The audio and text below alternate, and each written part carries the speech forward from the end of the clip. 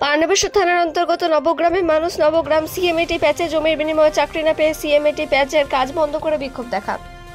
এ সময় শতাংশ মণ্ডল বলেন, জমির বিনিময়ে চাকরি দেওয়ার বিষয়ে ম্যানেজারের সঙ্গে কথা হয়েছে, কিন্তু চাকরি পেতে অনেক সময় লাগছে এবং আমরা যখন এই বিষয়ে ম্যানেজারের সঙ্গে কথা বলতে যাই তখন তিনি আমাদের সঙ্গে কথা বলেন না। ইসিএল হেডকোয়ার্টারে যাওয়া ফাইলগুলি ফেরত দেওয়া হয়। তিনি বলেন, যতক্ষণ না ম্যানেজার এই বিষয়ে আমাদের সঙ্গে কথা বলবেন ততক্ষণ পর্যন্ত কাজ বন্ধ, প্যাচ বন্ধ থাকবে। পার্নেশ্বর থেকে অজিত মিশ্র, রিপোর্ট নিউজে।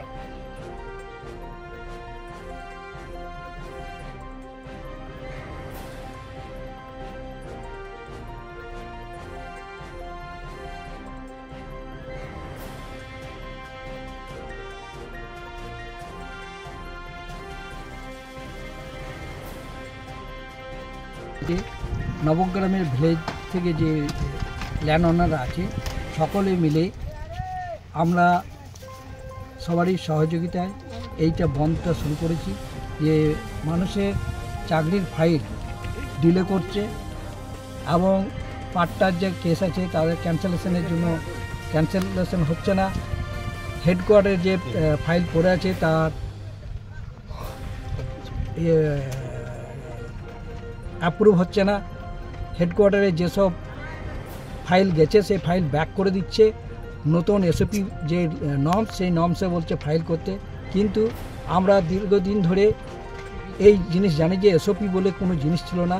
সোনপুর বাজারের ক্ষেত্রে সোনপুর বাজারের রানিং প্রজেক্ট আমরা বিগত আজকে 15 বছর ধরে যেসব জিএমের সঙ্গে কাজ করে এসেছি তাতে প্রত্যেকেই আমাদের জমির কাগজের অনুযায়ী চাকরি দিয়েছে। এখন নানা রকম বাধা বিঘ্নের সৃষ্টি করছে।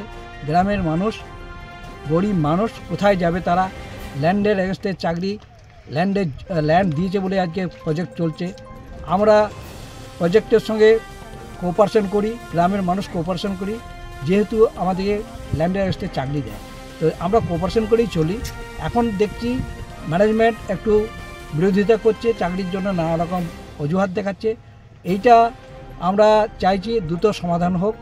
আর আমরা যে বন্ধ করেছি, বন্ধ আমরা উইথড্র করতে বাধ্য হব, কিন্তু ম্যানেজমেন্টকে আমরা রিটিন চিঠি দিয়েছি।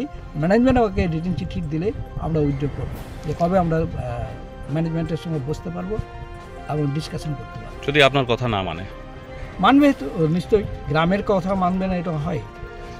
আপনার পরিচয়? আমার নাম হচ্ছে শতাংশ মণ্ডল, আমি এই কমিটির সেক্রেটারি, জমিহারা বাস্তুরা কমিটির সেক্রেটারি। এখন ম্যানেজমেন্টের সাথে কিছু কথা হয়েছে? ম্যানেজমেন্ট চলছে, এখনো পর্যন্ত ক্লিয়ার পিকচার পাচ্ছি না। কতদিন থেকে বন্ধ আছে? ঘন্টা 2 হলো।